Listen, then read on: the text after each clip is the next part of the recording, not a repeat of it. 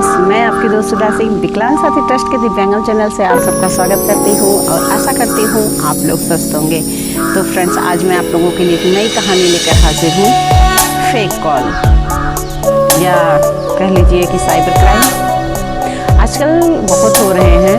और अगर आप लोगों को मेरी ये कहानी पसंद आती है तो प्लीज़ लाइक कीजिएगा, कमेंट दीजिएगा और हमारे चैनल को प्लीज़ सब्सक्राइब जरूर कीजिएगा। हेलो, हाँ जी बोलिए। हेलो मैम, मैं केबीसी ऑफिस से बोल रहा हूँ और आपकी लॉटरी लगी है। आपने केबीसी में करीब 12 लाख रुपए जीते हैं। अच्छा, नीतू ने थोड़ा सा अचंभित होते हुए पूछा। जी मैम, आपने कुछ क्वेश्चंस के जवाब दिए थे जिसके एवरेज में केबीसी की तरफ से आपको 12 लाख रुपए का इनाम दिया जाता है और इसके लिए आपको कुछ फॉर्मेलिटीज़ हैं जो पूरी करनी होगी और जिससे हम आपके अकाउंट में पैसे भेज सकें। जी सर। वो मीतू खुशी से उछल पड़ी और उसने कहा, जी सर, कैसी फॉर्मेलिटी और जो है मुझे क्या क्या करना होगा। तो इस पर उधर से जो कॉल पे इंसान रहता है वो कहता है कि बस कुछ नहीं, आपको अपना पासबुक से आप अकाउंट नंबर और आपका आधार नंबर आप हमारे जो है इस व्हाट्सएप पे सेंड कर दीजिए और इसके बाद हम आपको जो है या आप हमको बता दीजिए, हम आपको जो है आपके अकाउंट में पैसे ट्रांसफ़र कर देंगे। तो इस पर मीतू कहती, सर मुझे अभी याद तो नहीं है मेरा और जो है बैंक अकाउंट और आधार नंबर भी मुझे ध्यान नहीं है, तो मैं देखती हूँ कहाँ पर है, इसके बाद मैं आपको बताती हूँ। जो है अभी मैंने कहीं उसको रख दिया है। तो इस पर वो आदमी उधर से जो आदमी होता है वो कहता है ओके कोई बात नहीं, आप हमको अभी बता देती तो ज़्यादा अच्छा रहता, क्योंकि मैम हम लोगों के पास इतना टाइम नहीं होता है कि हम दोबारा कॉल कर सकें। हम कुछ सिलेक्टेड पर्सनालिटी होती है जिसके पास हम दोबारा कॉल करते हैं। अभी बहुत लोग इनाम जीत चुके हैं, हमें उन्हें इन्फॉर्म करना है।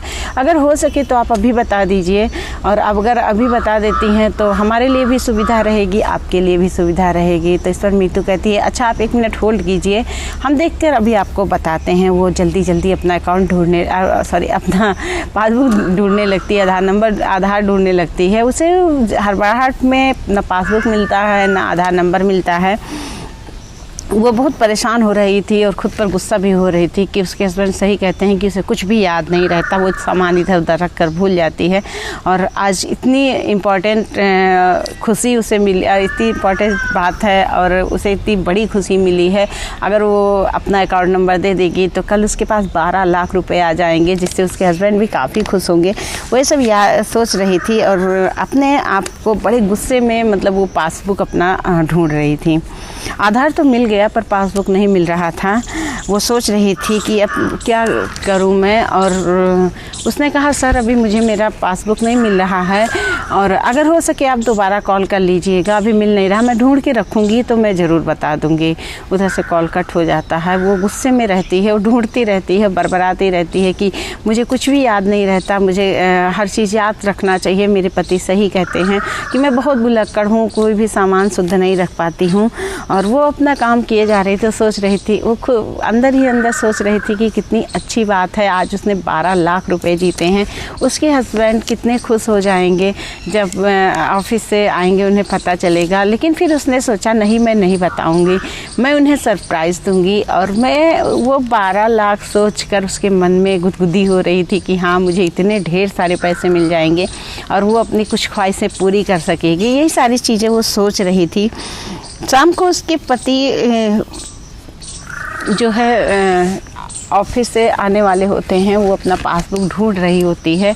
आखिरकार उसे उसका पासबुक मिल जाता है और वो सोचती है कि भगवान कल ही वो फ़ोन दोबारा आ जाए, जिससे वो उसे अपना अकाउंट नंबर बता दे, आधार नंबर बता दे और वो उसके अकाउंट में 12 लाख रुपए आ जाएंगे तो वो कितना खुश हो जाएगी, कितने उसके सारे उसके अधूरे सपने पूरे हो जाएंगे।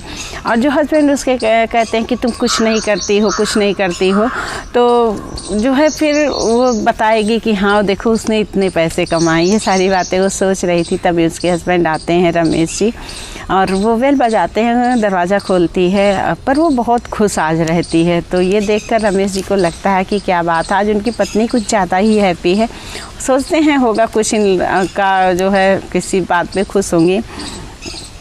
तो वो आते हैं, मीतू उन्हें चाय नाश्ता देती है, चाय नाश्ता खुशी खुशी देती है। और इस पर उनके हस्बैंड आखिर पूछ ही लेते हैं कि क्या बात है मीतू, आज तुम बहुत खुश लग रही हो, क्या हुआ है ऐसा जो है तुम इतनी खुश हो। तो वो कहती है कि मैं बताऊंगी नहीं, मैं सरप्राइज़ दूंगी आपको, और बहुत बड़ा सरप्राइज़ है, आप सुनेंगे तो खुश हो जाएंगे, आप जब देखेंगे तो आप खुश हो जाएंगे, मुझ पर प्राउड फील करेंगे, और मैं जो है आपको अभी नहीं बताऊंगी। तो सोचते हैं होगा कुछ अपना कुछ सरप्राइज़ प्लान किया होगा मीतू ने। तो ये बात सुनकर वो चाय नाश्ता करते हैं और बाथरूम में फ़्रेश होने के लिए चले जाते हैं।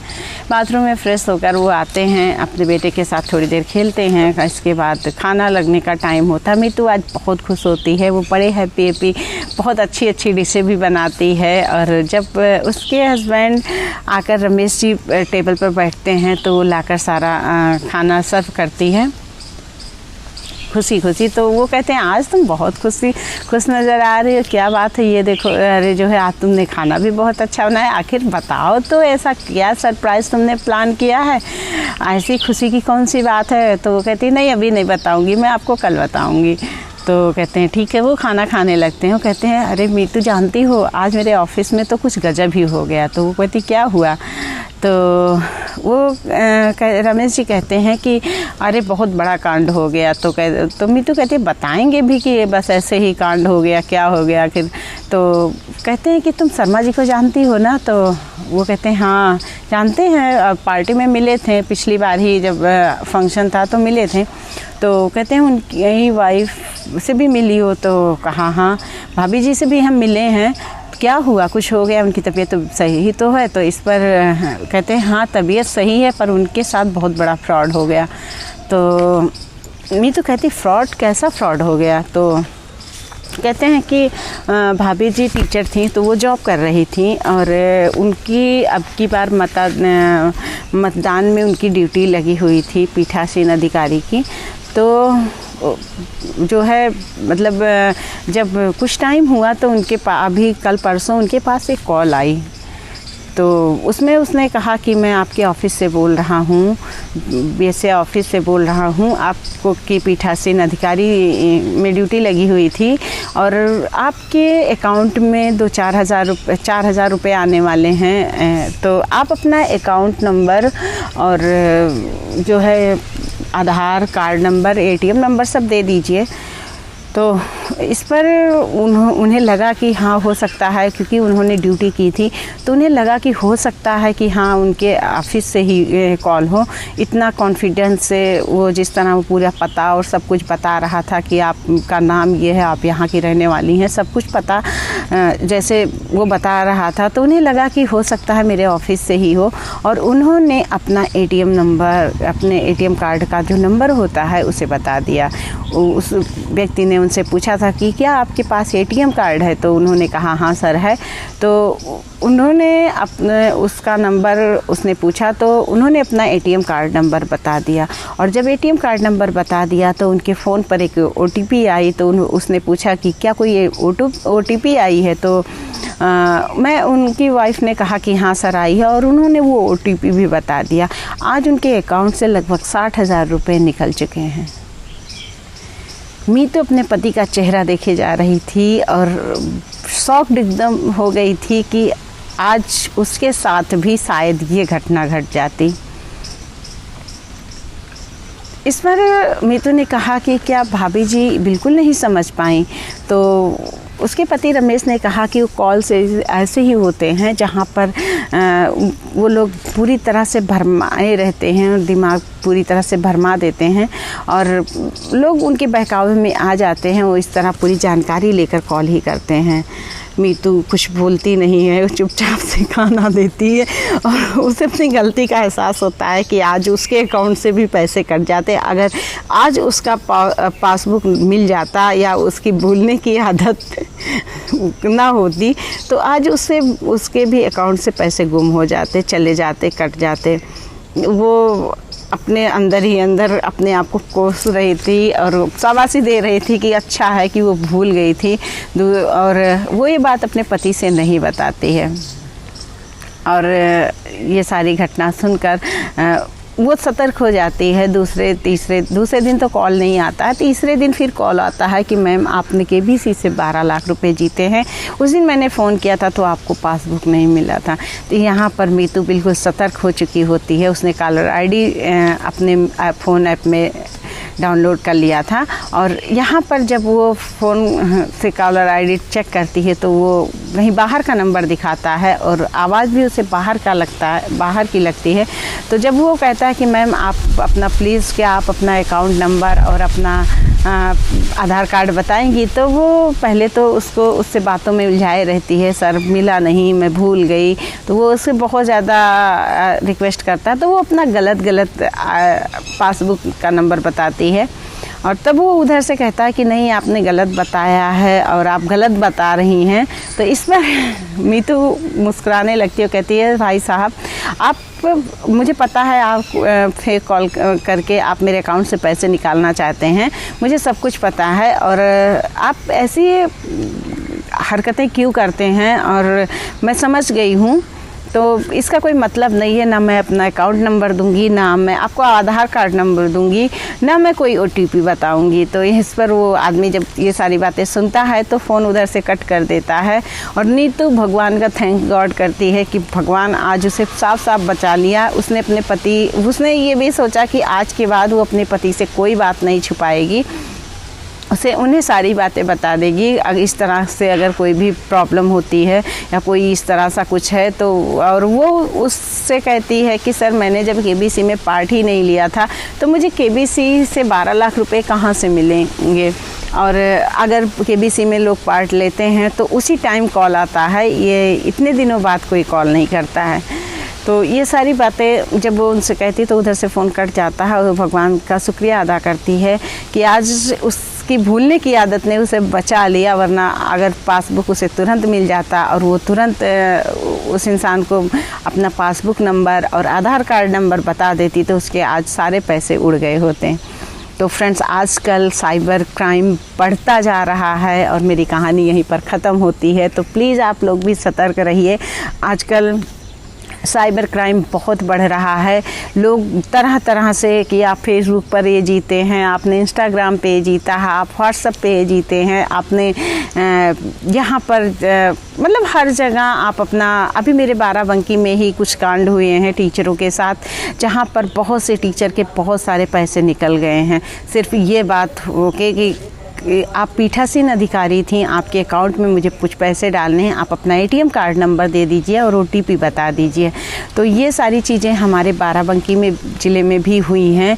तो प्लीज़ आपके बैंक से भी अगर कोई कॉल आती है कि आप अपना आधार नंबर बताइए या OTP बताइए, मैं आपके लिए ATM इशू कर रहा हूँ या कुछ, तो प्लीज़ आप ये मत कीजिए। थोड़ी सी परेशानी होगी, आप बैंक जाइए, वहाँ पर आप पूरी जानकारी लीजिए कि उन्हें क्या क्या ज़रूरत है, आप बैंक में देकर आइए। पर ये इतना आलस मत कीजिए कि आप कॉल पे ही बता दें कि हाँ मुझे ये सारी चीज़ें चाहिए, या सॉरी कि मैं आपको यहीं से भेज दे रहा हूँ आधार कार्ड वगैरह, क्योंकि आधार कार्ड हर अकाउंट से लिंक होता है और आधार कार्ड के नंबर से ही आपके पैसे आपके हाथों से जा सकते हैं।